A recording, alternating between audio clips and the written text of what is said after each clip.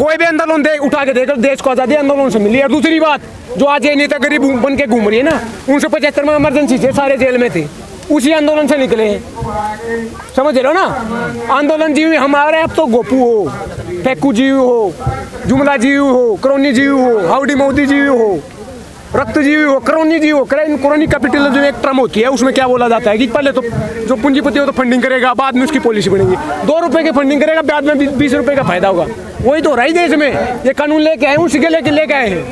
देखिए 3 कानून लेके आए हैं, 2 कानून बिल्कुल रद्द होना चाहिए, तीसरे कानून का सिर्फ अमेंडमेंट वापस होना चाहिए, पूरा कानून वापस नहीं होना चाहिए। क्यों? क्योंकि स्टॉक लिमिट रहनी चाहिए। पूरा कानून वापस होगा, स्टॉक लिमिट हट जाएंगी, स्टॉक लिमिट रहनी चाहिए। समझ, पूंजीपति भाई साहब तीसरे कानून में लिखा है कि जब किसान होल्ड कर सकेगा, किसान के बारे में किसी ने कहा कि छत टपकती है उस किसान की, लेकिन फिर भी वो बारिश की दुआ करता है, उसके सीट पे छत नहीं है तो होल्ड करने के लिए छत कहाँ से लाएगा? होल्ड करेंगे पूंजीपति, वो 20 रुपए में 30 रुपए में खरीद के 200 300 400 अपने हिसाब से बेचेंगे, मोनोपोली होगी ना। तो वो तो अभी भी हो रहा है ना, उसमें नया क्या? कहाँ हो रहा है? क्यों आटा खरीद नहीं रहे 35-40 रुपए? तो वही तो बोल रहा हूँ, तो 35-40 का अगली बार 400 रुपए खरीदेगा। अब थोड़ा आराम है, अगली बार 400 खरीदेगा। अब कुछ लिमिट है, बोल रहा हूँ ना। मोनोपोली क्या बोलते हैं? देखिए एपीएमसी मार्केट में साफ साफ बोला है, एपीएमसी मार्केट में खामियां हैं।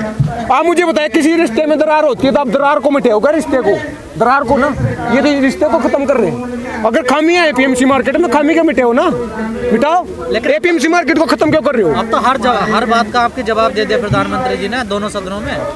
अरे जवाब मैं वही बोल रहा हूँ, पहले दिया होता ना तो बात ही नहीं बनती। और दूसरी बात, जवाब देता आ जाए ना। देखिए 20-22 सेक्शन इन तीनों कानून में काम के हैं, उसमें से सरकार ने माना कि 15-16 में संशोधन कर देंगे। बचा घंटा क्या बचा?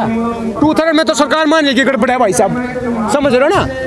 तो ये काम की बात नहीं हो रही भाई साहब जी। वो तो आपके दबाव में मान रही है ना, 15-16 का नियम तो सही बनाया था उन्होंने। अरे वो किसी ने कहा था कि मन मैलो तनु जरो, बगला जैसा बेस, सबसे तो काका भले दो अंदर बाहर एक। ये बगुला बन के घूम रहा है कोई ये। मैं बोल रहा हूँ 23 PSU या तो बेच दिए, ये अंडर पाइपलाइन में। नया बजट आया, 2 बैंक बेचे जाएंगे, 1 बीमा क्षेत्रीय कंपनियां बेची जाएंगी। FDI रिली थोड़ा सा इंक्रीज कर दिया है, 49% से 74%। 2.25 लाख करोड़ का टारगेट रखा डिस इन्वेस्टमेंट का। बात क्या है कि बेचे होगा ना, FDI है, FDI आएगा। अब मुझे बताइए 1615 ईस्वी में थॉमस रो आया था जहांगीर के दरबार में, पैगाम लेके ईस्ट इंडिया कंपनी का। क्या बोला था? बाहर की कंपनी है, अपने के देश में कारखाना लगाएंगे, लोगों को रोजगार मिलेगा, देश आगे बढ़ेगा। फिर कैसे आगे बढ़ा देश सबको पता है। सोने की चिड़िया होता था, 250 साल तक उठता। डिवाइडर ड्रेन बता रहे खाने को लोगों के पास अनाज नहीं था, सोने की चिड़िया कहाँ से था भारत? बता रहा हूँ ना, जब गेहूं आता था भाई साहब सुन तो ला ना। आप एक तो इसका पार्लियामेंट ना बनाए, समझ रहे हो? पार्लियामेंट में ऐसे ही होता, मैं बोलूंगा तू बोलेगा, वो बोलेगा, वो बोलेगा। बात करें ना, बात एक को बोलने देना। देखिए मुगल भारत का इतिहास पढ़ोगे ना, उस टाइम पे इंडिया का GDP वर्ल्ड के GDP का 25% था, 1/4 पार्ट था इंडिया से आता था। क्यों था? इंडस्ट्रियलाइजेशन नहीं था। इंडस्ट्री क्रांति बाद में आई थी। क्यों था? क्योंकि एग्रीकल्चर डोमिनेटेड इकोनॉमी थी। एग्रीकल्चर से सारा पार्ट आता था। इकोनॉमी के 3 पार्ट होते हैं, primary, secondary, tertiary. Agriculture, manufacturing और सर्विस। एग्रीकल्चर डोमिनेटिंग 95-96% आता था। उसके बाद इंडस्ट्रियलाइजेशन हुआ, हम पीछे रह गए। क्यों? हमारे पास एजुकेशन नहीं थी। अंग्रेज राज करते थे, इतनी एजुकेशन दी जाती थी ताकि उनके लिए हम मुखबिरी कर सके, काम कर सके। राजा राम मोहन राय उनके अंडर काम करते थे, लेकिन उनको पता चला कि देश ऐसे नहीं उठेगा। यही तो काम हो रहा था। उन्होंने नौकरी छोड़ी। बाद में सबको पता है क्या किया था, सती प्रथा हटवाई ना। जो एक जागरण हुआ था, पुनर्जागरण काल, राजा राम मोहन राय ने शुरू किया था। आज देश में हो रहा है। अब वही तो बात है ना, एग्रीकल्चर को खत्म करने जा रहे हैं, देश को खत्म करने जा रहे हैं। क्यों जा रहे हैं? क्योंकि आजादी के टाइम पे एग्रीकल्चर का GDP का पार्ट था 60%, आज कितना है? 15%। सर्विस इकोनॉमी का कितना पार्ट था? 15%, आज कितना? 60%। अब नौकरी कौन करेगा? इस देश में सरकारी नौकरियां 2 करोड़ है, सेंट्रल स्टेट की मिला के। बात क्या है कि 1 रोटी का टुकड़ा है और 100-200 कुत्ते हैं। अब खाना तो एक को है। यही तो कंपटीशन है। कितना पढ़ोगे, कितना पढ़ेंगे? मैं पढ़ा लिखा हूँ, समझ रहे हो? बेरोजगार है। लेकिन तो क्यों इस देश में आपको आत्मनिर्भर बना रहे हैं मोदी जी? आपको कैसे बना रहे? आत्मनिर्भर बताऊंगा। आत्मनिर्भर की पकौड़ा तलना आत्मनिर्भरता है क्या? इस देश में हर 16 मिनट में रेप होता है। हर 32 मिनट में एक किसान सुसाइड करता है। ये है क्या आत्मनिर्भर भारत? एग्रीकल्चर में 91 वाला मूवमेंट बता रहे हैं। 91 में क्या हुआ था कि इकोनॉमी को खोला था एलपीजी के थ्रू। बोला वही था कि जैसे ईस्ट इंडिया कंपनी आई थी कि एफडीआई आएगा, बाहर की कंपनी आएगी, ग्रोथ होगी। पर कैसा विकास हुआ उसके बारे में बता दूं। ऑक्सफैम की रिपोर्ट आती है, बोलती है कि देश के 1% के पास देश का 60% धन है, देश के 10% के पास देश का 90% धन है। ये देश को बेचने जा रहे हैं। समानता किसके कारण है? गरीब किसान के कारण है। हम कारखाने लगाएंगे, इंडस्ट्री लगाएंगे, क्या लगाएंगे? खाने के लाले पड़े हुए भाई साहब, 19 करोड़ लोग भूखे सो रहे हैं। सर, जब इतनी सारी खामियां हैं इस सरकार में तो लोग सड़कों पर क्यों आते हैं इसके खिलाफ में? तो डेमोक्रेसी क्या, जमहूरियत क्या बोलती है? People's government. अगर हम उसके पसंद नहीं कर, वो तो सर चुनाव भी जीत जाते हैं फिर आराम से। देखिए हम तो वो आदमी हैं तो जो पूरी तसल्ली के साथ तसल्ली करके छोड़ते हैं किसी चीज़ का पीछे, क्योंकि 70 सालों से उनको कांग्रेस का राज था। हम पूरी तसल्ली करके छोड़ेंगे, खराब नहीं है, गलती होगी हो कोई बात नहीं, इसलिए चुना। दूसरी बात, एक बच्चा पैदा हुआ, वो बड़ा होगा, बचपन में ठीक चल रहा था, बड़ा हुआ ना जब वो उसको जिम्मेवारी छोड़ी सौंपी तो वो खराब निकला। बचपन में ठीक था, अब उस बच्चे को वापस कैसे घुसेड़ दें? 15 साल से जिम्मेदारी संभाल ले तब पता नहीं था आपको? 15 साल से सीएम किसने? सीएम थे गुजरात के, मोदी जी।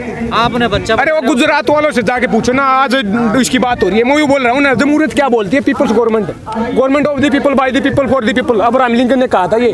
और लोगों की सरकार, आज लोगों का तंत्र होता है, तंत्र भारी है लोगों पे, लेकिन उल्टा कर देंगे हम। यहाँ बैठे हैं, भगत सिंह ने कहा था कि आज़ादी को हरगिज बुला नहीं सकते, सर कटा सकते, सर झुका नहीं सकते। अगर सरकार को सर काटना तो काट ले आके, हम वायलेंस नहीं करेंगे। 250 मिनट से बैठे हैं और यही बैठे हैं, कोई भी आ जाए। अब तो ये डिवाइड एंड रूल पे मैं कुछ सुधारना चाहूँगा। मंदिर मस्जिद की राजनीति हो देश में, हिंदू मुसलमान की बांट दिया इस धरती को, क्या चांद सितारों का होगा?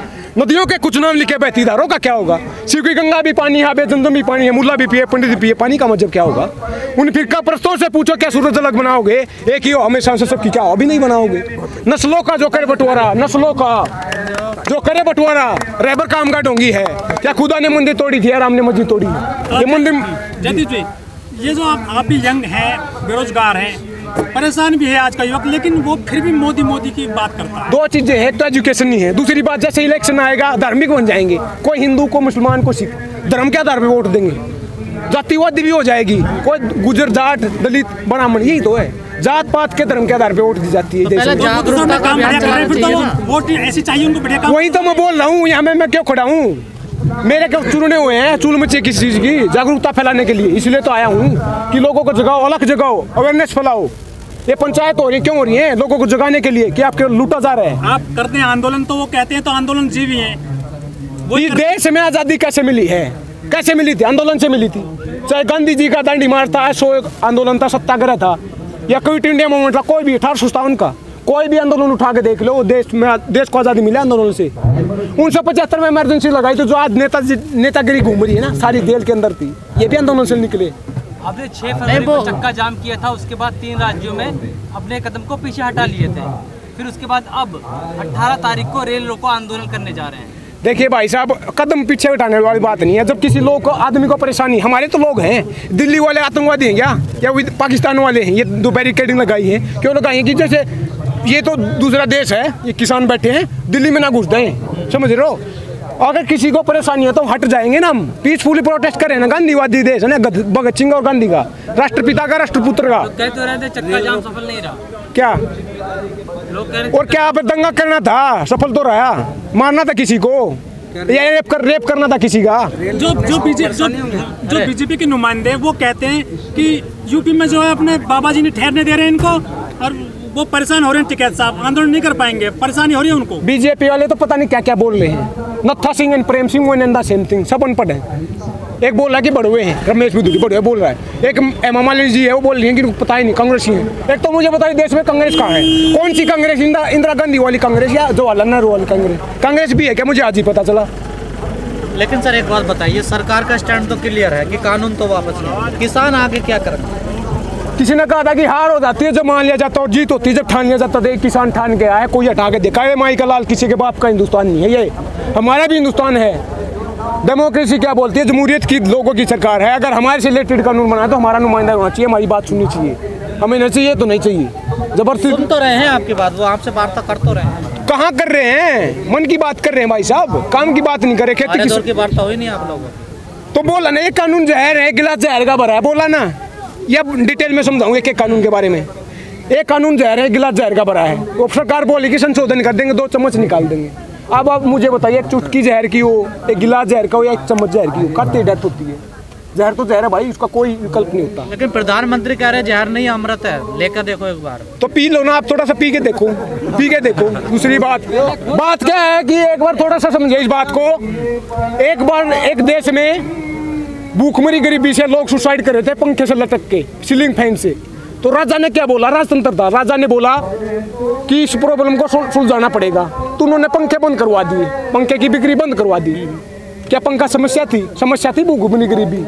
आज इस देश में वही हो रहा है। बहुत बढ़िया। APMC MSP को खत्म कर रहे हैं। किसान सुसाइड कर रहा था, भाव नहीं मिल रहा था, भाव बढ़ाना था, लेकिन APMC को खत्म कर रहे हैं, MSP को खत्म कर रहे हैं। तो ऑप्शन दे रहे हैं ना, वो कहाँ APMC को खत्म कर रहे हैं, कहाँ मंडियाँ खत्म हो रही हैं? हाँ, वो पहले कानून बोला, पहले कानून का नाम है farmer produce trade and commerce promotion and facilitation act. उसमें लिखा है कि किसान इंटरस्टेट मूवमेंट होगा, प्राइस डिस्कवरी होगी।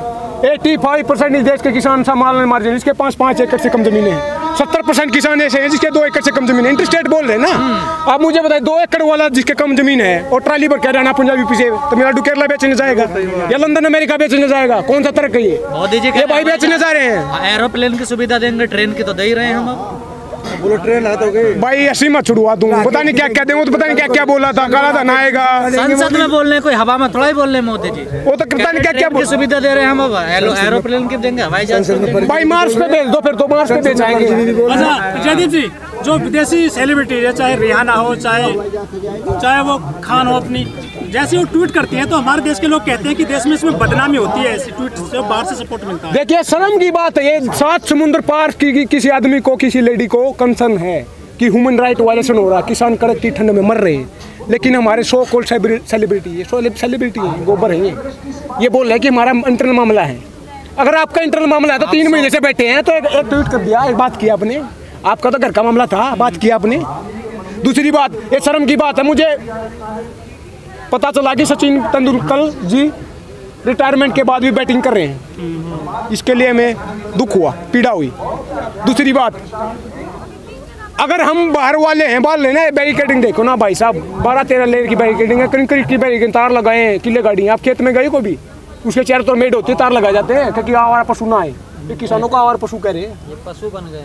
आतंकवादी कहना चाह रहे हैं ना। 26 जनवरी को हम दिल्ली के अंदर गए थे, एक पत्ता भी तोड़ के लाए तो बता दो भाई साहब, एक पत्ता भी। मैं सरकार को कहना चाहूंगा, शाख से टूट जाए पत्ते नहीं, हम आंधी से कहो कि औकात में रहे सरकार से। जो नेशनल मीडिया बोली जाती है, टेलीविजन वाली मीडिया, कहीं खबरें नहीं आ रही किसानों की आजकल। बिकाऊ है ना, चिंटू पप्पू चाटुकार हो, पत्रकार नहीं है, चाटने पे लगे हो भाई साहब। हमारी बात क्यों करेंगे, पैसे की बात हो रही है ना। करी तो थी आपकी बात 26 तारीख को। क्या की थी बात, सबको पता क्या की थी। मतलब देखिए, मैं खत्म करना चाहूंगा, भगत सिंह की कौम है ये। पीयूष मिश्रा जी ने कहा था कि वो काम भला का काम हो जिसमें चंद्रशेखर आजाद न हो, वो इसको बुलाएगा, इसको जिसमें भगत सिंह याद न हो। भगत सिंह याद न हो, बात को खत्म कर दे, ऐसा नहीं हो सकता। अब इस देश में समाजवाद आएगा, इनकलाब आएगा, भगत सिंह आएगा। भगत सिंह ने कहा था कि लिख रहा हूँ अंजाम जिसका कल आ जाएगा, मेरे खून का एक कतरा इंकलाब लाएगा। जोर से बोलना है, क्योंकि उसी भगत सिंह ने कहा था कि गूंगे बहरों को सुनाने के लिए धमाका जरूरी होता है। वो ये जुबान, ये आवाज हमारी धमाका है। पार्लियामेंट तक आवाज जानी चाहिए, गूंगे बहरे हो। इंकलाब, इंकलाब।